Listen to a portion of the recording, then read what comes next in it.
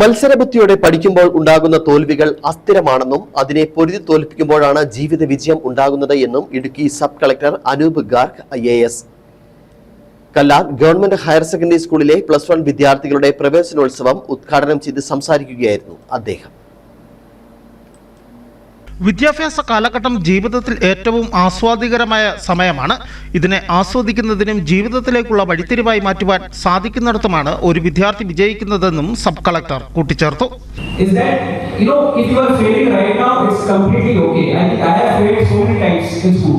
If you are failing in maths, science, whatever it is, it's completely okay. But if you are repeating the same mistake next year, then it is your fault. Failing is completely okay, especially in school, because no one is watching. Like no one, the stakes are very low, and you can learn and improve right now. But once you fail after coming out of school or college, then the problem happens. So that is why failing is okay, but learn from your mistake and improve it. സംസ്ഥാനത്ത് ആദ്യമായാണ് +1 പ്രവേശനോത്സവം സംഘടിപ്പിക്കുന്നത്. ഇതിന്റെ ഭാഗമായാണ് Kallar government higher secondary സ്കൂളിലും വർണ്ണാഭമായ ചടങ്ങിൽ വിദ്യാർത്ഥികളെ സ്വീകരിച്ചത്. ഇത്തവണ 200 വിദ്യാർത്ഥികളാണ് സ്കൂളിൽ +1 അഡ്മിഷൻ ലഭിച്ചത്. വിദ്യാർത്ഥികളെ പുതിയ അധ്യയന വർഷത്തിൽ സ്കൂളിലേക്ക് ആനയിച്ച് രക്ഷിതാക്കളും എത്തിയിരുന്നു. സ്കൂളിന്റെ വിദ്യാഭ്യാസ നിലവാരം കണക്കിലെടുത്ത് ഉടുമ്പൻചോല താലൂക്കിലെ വിവിധ ഭാഗങ്ങളിൽ നിന്നും മറ്റ് താലൂക്കുകളിൽ നിന്നും അഡ്മിഷൻ എടുത്ത് ഇത്തവണ സ്കൂളിൽ ചേരുവാനായി എത്തിയത് നിരവധി വിദ്യാർത്ഥികളാണ്.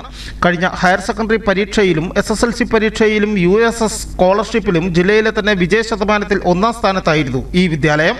ഇതിനാൽ തന്നെ ഓരോ വർഷം കഴിയുമ്പോഴും സ്കൂളിലേക്കുള്ള വിദ്യാർത്ഥികളുടെ എണ്ണം വർദ്ധിച്ചുകൊണ്ടിരിക്കുകയാണ്. PTA വൈസ് പ്രസിഡന്റ് ജോമോൻ താന്നിക്കലിന്റെ അധ്യക്ഷതയിൽ ചേർന്ന യോഗത്തിൽ Udumbanchola excise circle inspector Vijayakumar മുഖ്യപ്രഭാഷണം നടത്തി. SMC chairman Vijayan Pillai, principal incharge KV Shallong, headmaster John Mathew, രക്ഷാകർതൃ സമിതി ഭാരവാഹികളായ KS സിറാജ്, റസാഖ് മൗലവി, മഞ്ജു രമേശ്, സുമമോൾ ചാക്കോ, അജീഷ് കല്ലാർ, ഇസ്മയിൽ തുടങ്ങിയവർ പ്രസംഗിച്ചു. News bureau, Udumbanchola.